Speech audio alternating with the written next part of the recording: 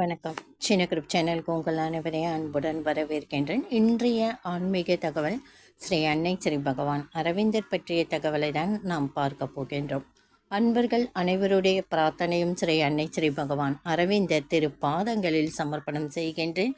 நம்பிக்கையான நியாயமான பிரார்த்தனைகள் அத்தனையுமே நிச்சயமாக கைகூடும். நீ இன்னொருவனை மூடன் என்று கூறும் பொழுது சில சமயங்களில் அப்படி சொல்ல வேண்டியது வரதான் செய்யும். நீயும் உலக மகா மூடனாய் இருந்திருக்கின்றாய் என்பதை மறந்து விடாதே.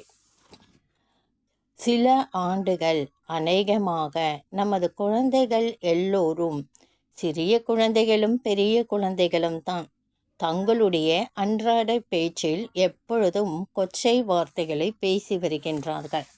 உதாரணமாக ஃபூல், இடியட் போன்ற சொற்களையும் அவற்றிற்கு இணையான இந்திய மொழி சொற்களையும் சொல்கின்றார்கள். கெட்ட நோக்கம் எதுவும் இன்றியே சொல்கின்றார்கள். அது என்ன வார்த்தை, அதையே நம்ம சொல்கிறோம் என்று அறியாமலும் எல்லாரும் சொல்கிறாங்க, நம்மளும் அந்த வார்த்தையை பயன்படுத்தலாம் என்று அவங்க குழந்தைங்க பயன்படுத்துகிறாங்க. அதிகமாக பரவிவிட்ட இந்த கெட்ட பழக்கத்தை விடுவதற்கு நாங்கள் எந்த வகையில் அவர்களுக்கு உதவலாம்? பேசும் முன் சிந்திக்கவும், நீ நினைப்பதை வெளியிடுவதற்கு முற்றிலும் இன்றியமையாத சொற்களை மட்டுமே சொல்லவும். கற்றுக்கொள்வது ஒன்றே இதற்கு மருந்து. நம்ம கோபம் வரும் பொழுது நம்ம வார்த்தைகளை விட்டுருவோம். அது ரொம்ப தவறான ஒரு விஷயம் என்று மதர் சொல்கிறாங்க. எதற்காக கோபம் வரும்? ஏன் கோபம் வருது? ஏன் எரிச்சல் வருது? ஏன் மற்றவர்கள் நம்மளை ஏதாவது சொல்லிட்டாங்கன்னா நமக்கு உடனே கோபம் வருது? உடனே நம்ம கோபத்தை அடக்க முடியாமல் அவங்க மீது தெரிச்சிடுறோம். அது ரொம்ப தவறான செயல். அதை குழந்தைங்களுக்கு பழக்கப்படுத்தணும். இந்த மாதிரி கோபம் வரும்போது அமைதியாக இரு, தவறான வார்த்தைகளை பயன்படுத்தக்கூடாது என்று சிறு வயதிலிருந்தே அவர்களுக்கு சொல்லி கொடுக்க வேண்டும். மேலும் குழந்தைங்கிட்டையும் சரி பெரியவர்களும் சரி பேசுவதற்கு முன் சிந்திக்கணும்.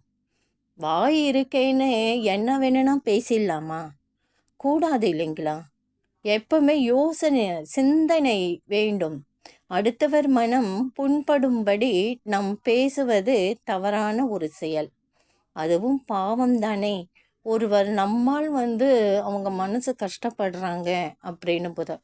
சிலர் தேவையில்லாமல் அடுத்தவரை கிண்டல் செய்கிறோன்னு சொல்லிட்டு அவங்க கிண்டல் செய்ய மற்றவர்கள் எல்லாம் சிரிப்பார்கள்.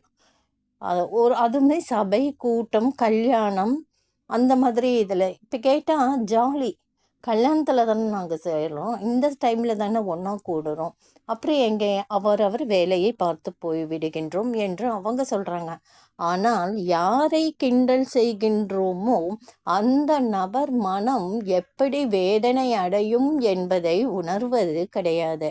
அதனால் யாரையுமே நம்ம ஒரு வார்த்தை பேசணும்னா எப்பவுமே கோபம் படாதுங்க, எரிச்சல் படாதுங்க, வெறுப்பு காண்பிக்காதீர்கள். அப்படியே வந்தாலும் அதை அடக்கிக்கோங்க, மென்மையாக பேச பழகுங்க என்று ஸ்ரீ அன்னை சொல்கிறாங்க. அதனால் பேசுகிறதுக்கு முன்னாடி நம்ம சிந்திக்கணும். நீ நினைப்பதை வெளியிடுவதற்கு முற்றிலும் இன்றியமையாத சொற்களை மட்டுமே சொல்ல கற்றுக்கொள்ள வேண்டும். இது ஒன்றே அதற்கு மருந்து. அதாவது நம்ம தவறான வார்த்தைகளை பயன்படுத்தாமல் இருக்கணும்னா நம்ம சிந்திச்சு பேசணும்.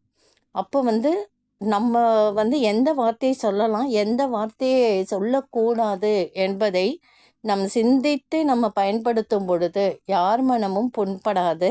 நம்ம வார்த்தைகள் தேவையில்லாமல் விடமாட்டோம். மதர் சொல்கிறாங்க, கூடுமானவரை பேச்சை குறை என்று. வள வள வள வள வளன்ட்டு சிலவங்க பேசிக்கிட்டே இருப்பாங்க. அந்த மாதிரி பேசக்கூடாது. எது தேவை, என்ன தேவை, அந்த ஒரு வார்த்தைகள் மட்டும்தான் பேச வேண்டும். ஆசிரமத்திலும் சரி ஓரிரு வார்த்தைகள் தான். அவங்க வளவளன்னு யாருமே பேச மாட்டாங்க.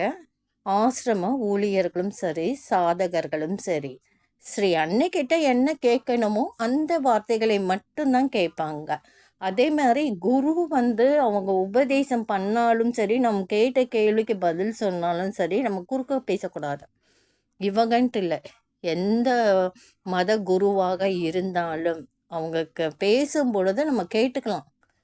ஆனால் நம்ம எந்த வார்த்தையும் குறுக்க பேசக்கூடாது. முழுமையாக கேட்டு முடித்த பிறகு நம் சந்தேகம் இருந்தால் அப்போ பேசலாம். பௌத்தர்களின் நோக்கம் ஓர் எறும்பை மூழ்கி போகாமல் காப்பது ஒரு சாம்ராஜ்யத்தை நிறுவுவதை விட சிறந்த வேலையாகும் அவங்களுக்கு. அந்த கருத்தில் ஒரு உண்மை உள்ளது. ஆனால் அந்த உண்மையை எளிதில் மிகப்படுத்தி விடக்கூடும். ஒரு நற்குணத்தை அது இரக்க உணர்ச்சியாகவே இருப்பினும் முறையற்று மற்றெல்லா நற்குணங்களையும் விட அதிகமாக உயர்த்துதல் கையால் சிந்தனைகளும் சூத்திரங்களும் அறிவின் கண்ணை மறைப்பதாகும். கடவுள் எப்பொழுதும் ஒரு இசையை நோக்கியே சென்று கொண்டிருக்கிறார். எந்த மிகைப்படுத்தலும் எந்த குறுகிய மனப்பான்மையும் சமநிலையின்மையாகும், இசைக்கேடாகும். ஆகவே பூரணத்தை நாடுவோம் விஷயத்தில் அது ஒரு பிழையாகும். ஏனெனில் மகோன்னத இசைவிலே பூரணம் இருக்க முடியும். உன்னுடைய ஆன்மா வேறுபடுத்தி காணும் வரை இரக்கத்தை துன்பப்படும் விலங்குகளுக்காக ஒதுக்கி வைத்துக்கொள். விலங்குகள் கஷ்டப்படும் இல்லைங்களா, அதற்கு நம்மால் ஆன உதவியை அது மேலே இறக்கப்பட்டு அதுக்கு பிஸ்கெட் வாங்கி போடலாம், வெயில் காலத்தில் தண்ணி வைக்கலாம், நம்மளால் இயன்ற உதவியை நம்ம செய்யலாம். ஆனால் மனித இனம் அதைவிட பெருந்தன்மையுடன் நடத்தப்பட வேண்டிய தகுதியுடையது. விலங்குகளை எப்படி நம்ம பார்க்குறோமோ அதை விட பல மடங்கு உயர்ந்த பெருந்தன்மையாக மனிதர்களை நாம் பார்த்து கொள்ள வேண்டும். ஏழ்மையில் வாடுபவர்களையும் சரி, பசியில் இருப்பவர்களையும் சரி, எப்பவுமே யாருக்குமே ஒரு உதவி செய்கிற மனப்பான்மை வேண்டும். அன்பை சரியாக புரிந்து கொள்ளப்படுவதை தோழமையை சமானனின் சகோதரனின் உதவியை கேட்கின்றது. உலக நன்மைக்கும் தீமை செய்துள்ள உதவிகளையும் சில சமயங்களில் நல்லவர்களால் ஏற்பட்டுள்ள தீங்கையும் எண்ணி பார்க்கும் பொழுது நன்மை செய்வதில் அதிக பற்று கொண்ட ஆன்மாவிற்கு அது துன்பம் தருவதாக உள்ளது. இருப்பினும் துன்பப்படவோ குழப்பமடையவோ செய்யாமல் மனித இனத்திடம் கடவுள் செயல்படும் வழிமுறைகளை கூர்ந்து நோக்கி அமைதியாக புரிந்து கொள். உணர்வின் ஓர் உயர்நிலையில் நன்மை தீமை பற்றிய சாதாரண அபிப்பிராயங்களுக்கு எவ்வித மதிப்பும் இல்லை என்று ஸ்ரீ பகவான் அரவிந்தர் கூறுகிறார். உலகில் காரியங்கள் நிகழும் முறையை கண்டு அதனால் பாதிக்கப்படாமல் உணர்வில் உயர்ந்து இறைவனுடன் உறவு கலக்க வேண்டும். அப்பொழுது விஷயங்கள் ஏன் அப்படி இருக்கின்றன என்பது நமக்கு புரியும் என்று அவர் நமக்கு அறிவுரை கூறுகிறார். இந்த பதிவை நான் இத்துடன் முடிச்சுக்கிறேங்க. ஸ்ரீ பகவான் அரவிந்தர் நூல்லேருந்து நம்ம இந்த பதிவை நம்ம பார்த்துருக்கோம். முக்கியமாக இந்த பதிவில் என்ன சொல்லப்படுகின்றது, நம்ம பேசும்பொழுது யோசித்து பேச வேண்டும். தேவையில்லாமல் நம்ம வார்த்தை விடக்கூடாது. அதே மாதிரி மனிதர்களிடம் அன்புடன் நம் நடந்து கொள்ள வேண்டும்.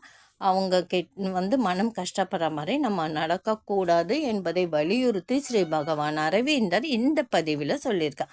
இந்த பதிவு உங்களுக்கு பிடிச்சிருந்தா லைக் பண்ணுங்கள், ஷேர் பண்ணுங்கள், சப்ஸ்கிரைப் பண்ணி கமெண்ட் பண்ணுங்கள். நான் அடுத்த ஒரு பதிவை இதை விட சிறப்பான ஒரு பதிவை பார்க்கலாம்.